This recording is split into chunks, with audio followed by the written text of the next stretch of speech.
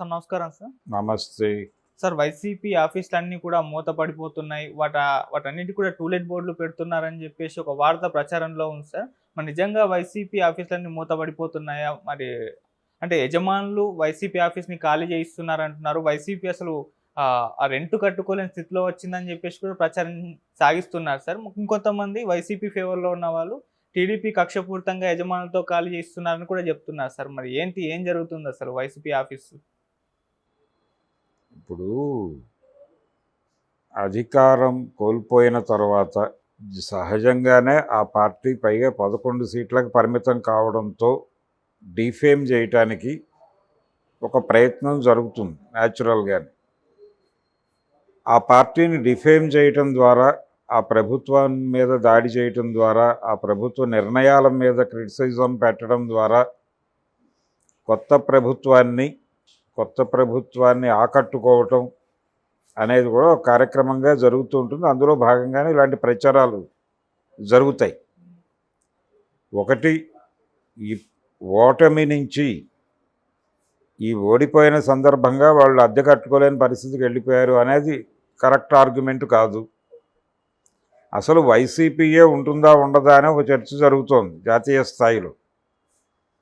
అంటే అది కాంగ్రెస్లో మెర్జ్ అయిపోతుంది అని ఒక ప్రచారం జరిగింది కదా. ఇండియా కూటమిలోకి వెళ్ళిపోతున్నాడు, ఇండియా కూటమిలోకి వెళ్ళటం కాదు కాంగ్రెస్లో మెర్జ్ అయిపోతుంది అని ప్రచారం చేశారు కదా. వీళ్ళే కాలేదు కదా, అది స్పెషల్ ఎంటిటీగా ఉంటుంది అనివార్యంగా.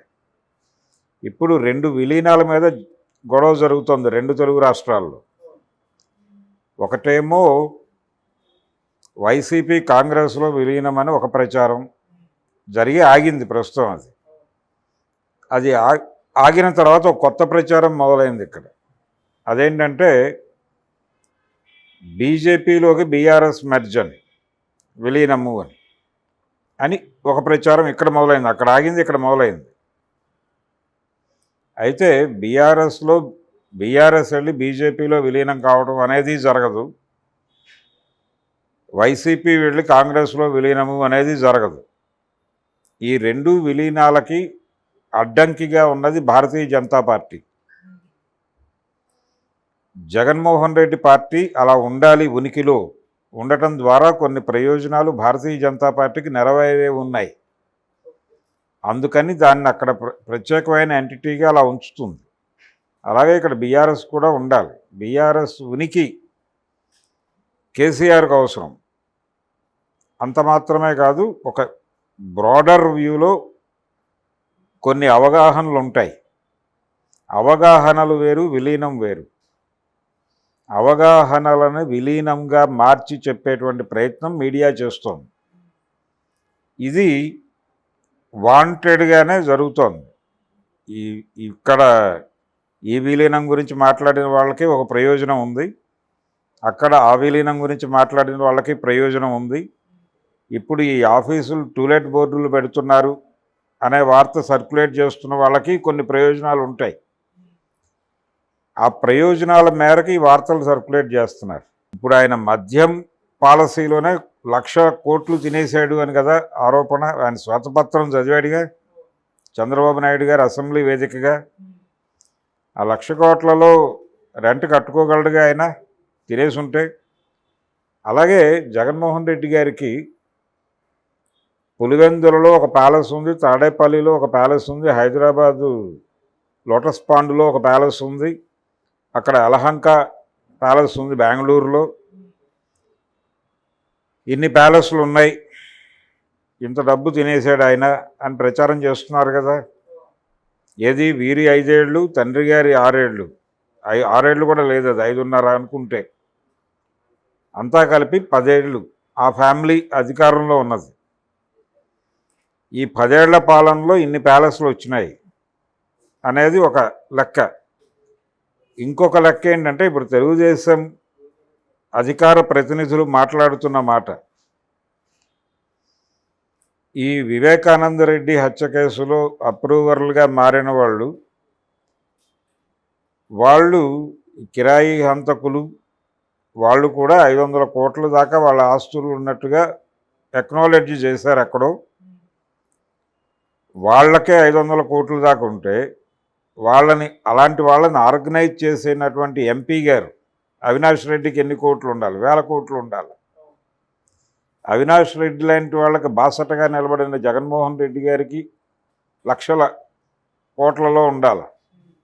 ఇలా ఒక లెక్క ప్రచారం చేస్తున్నారండి టీవీ డిస్కషన్స్లోనూ వాటిల్లోనూ. ఇంత డబ్బులు తినేసిన వాడికి పార్టీ ఆఫీసులకు అద్దె కట్టుకోగలడుగా, ఆయన ఎస్టాబ్లిష్ చేయదలుచుకుంటే ఆయన బతికించుకోవాలిగా పార్టీని. తిన్నాడా తినలేదా అనేది తిని ఉండొచ్చు, తినకుండా ఎలా ఉంటాడు? నిన్న జగన్మోహన్ రెడ్డి గారి కేసులకు సంబంధించి తొందరగా తేల్చాలని ఆయన ట్రిబ్యునల్ రఘురామకృష్ణరాజు గారు వేసిన పిటిషన్ల మీద సుప్రీంకోర్టులో జస్టిస్ ఖన్నా గారు విచారణ జరుపుతూ ఒక అద్భుతమైన మాట అన్నాడు. అది ఎవరూ పట్టించుకోలేదు, కానీ అదే కీలకం. రాజకీయ నాయకుల అవినీతి మీద విచారణ జరపడానికి దేశంలో ప్రత్యేక కోర్టులు పెట్టాల్సిన అవసరం ఉంది అన్నాడు ఆయన. అది వాల్యుబుల్ డైలాగ్. ఆ జడ్జిమెంట్ కాదు, ఆయన అభిప్రాయ ప్రకటన చేశాడు నిన్న. ఆ అభిప్రాయ ప్రకటనలో ఇది కీలకం. రాజకీయాలు అవినీతిమయం అయిపోయిన మాట వాస్తవం. రాజకీయ నాయకులు వ్యాపారం చేస్తున్నారు, వాళ్ళు రాజకీయ వ్యాపారం మాత్రమే చేస్తున్నారు. ప్రజాసేవ అనేది బూటకం. ప్రజాసేవ బూటకం అనే విషయాన్ని ప్రపంచానికి బలంగా చెప్పడం కోసమే సరిహద్దు రాళ్ల మీద తన ముఖ చిత్రాన్ని ముద్రించుకునే ప్రయత్నం చేశాడు జగన్మోహన్ రెడ్డి. పట్టాదారు పాస్ పుస్తకాల మీద తన ముఖాన్ని ముద్రించుకునే ప్రయత్నం చేశాడు. అలాగే ప్రభుత్వం నిర్మించినటువంటి బడుగు బలహీన వర్గాలకి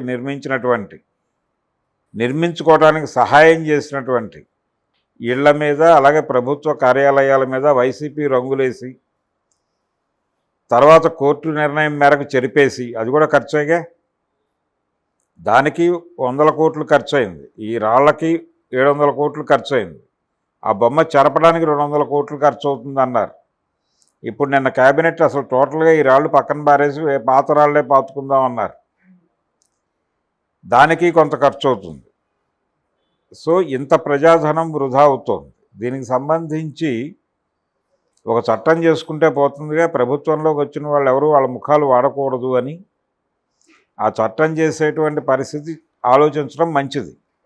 ఇలాంటి ఆరోపణలు చేయటం కన్నా గత ప్రభుత్వ హయాంలో జరిగినటువంటి తప్పు నిర్ణయాలు ఏవైనా ఉంటే దాని మీద ఒక కాంక్రీట్ చర్చ జరిపి భవిష్యత్తులో అవి ఎవరు రిపీట్ చేయకుండా చట్టాలు చేసుకునే ప్రయత్నం చేయాలి. లేదు కేంద్ర ప్రభుత్వానికి, లేదు పార్లమెంటుకి నివేదించేటువంటి ప్రయత్నం అయినా జరగాలి. అది మానేసి వైసీపీ ఆఫీసులకు టూలెట్ బోర్డులు, జగన్మోహన్ రెడ్డి తన పార్టీని విలీనం చేసేస్తున్నాడు, అందరూ వెళ్ళిపోతున్నారు, పార్టీ నుంచి ఇంతమంది వెళ్ళిపోతున్నారు, అంతమంది వెళ్ళిపోతున్నారు, ఎంపీలు బీజేపీలో కలిసిపోతున్నారు, ఈ రకమైనటువంటి విస్పరింగ్ క్యాంపెయిన్ అనేది బలంగా చేస్తున్నారు ఇప్పటికీ. ఇది విస్పరింగ్ క్యాంపెయిన్ అనే విషయం జనాలకు అర్థమవుతోంది. అక్కడ శాంతి భద్రతలు లేవు, ఇలాంటి వ్యవహారాల మీద ఆయన గొడవ చేస్తున్నాడు. ఈ నేపథ్యంలో కొంతమంది అరెస్టులు జరిగిన మాట వాస్తవం. వైసీపీ కార్యకర్తలు కొంతమంది జైళ్లలో ఉన్నారు, వాళ్ళ దగ్గరికి వెళ్ళి ఓదార్చే ప్రయత్నం పేర్ని నాని లాంటి వాళ్ళు చేస్తున్నారు. జగన్మోహన్ రెడ్డి గారు కూడా దాన్ని ప్రస్తావిస్తున్నాడు. బెయిల్ మీద బయటకు వచ్చిన తర్వాత వాళ్ళందరితో ఒక సమావేశం పెట్టే పనిలో ఉన్నాడు ఆయన.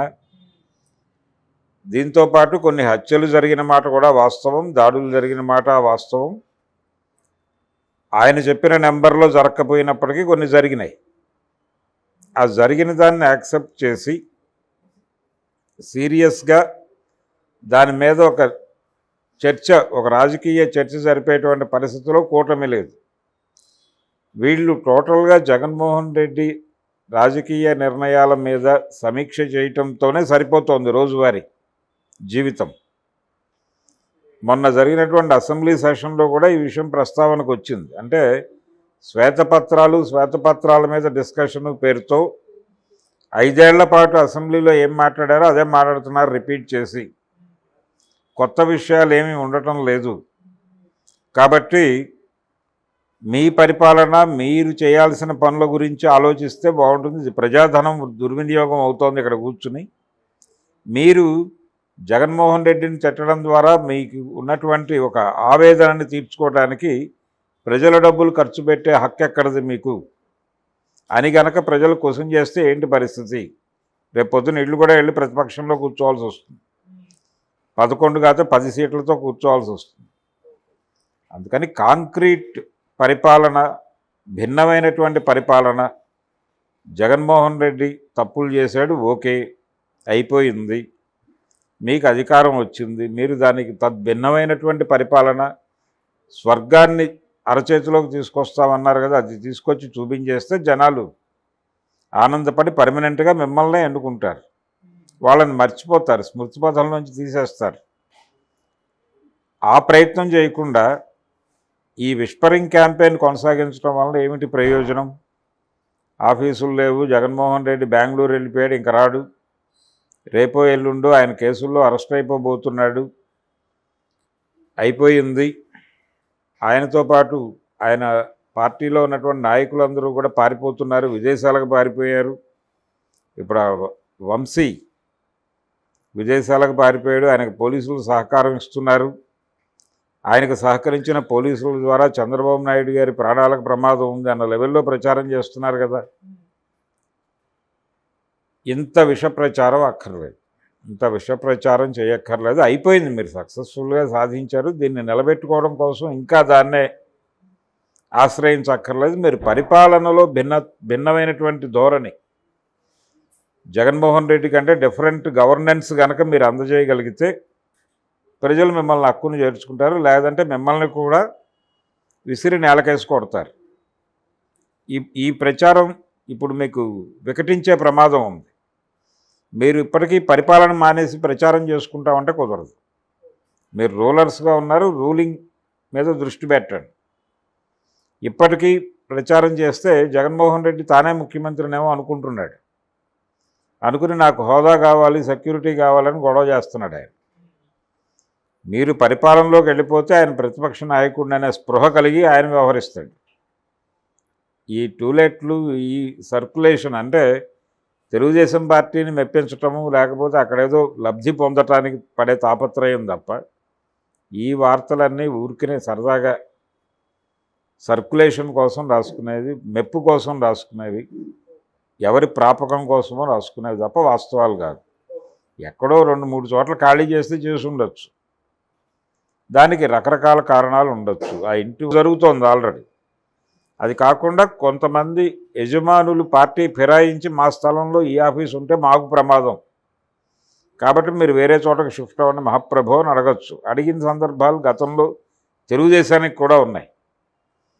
విజయవాడలో 3-4 చోట్లకి మార్చారు వాళ్ళ ఆఫీస్ని. ఆ చరిత్ర ఒకసారి గుర్తు చేసుకుంటే మంచిది. ఓకే, అలాగే జరుగుతుంది ఇది కూడా, అంతకుమించి కొత్త విషయం ఏం కాదు.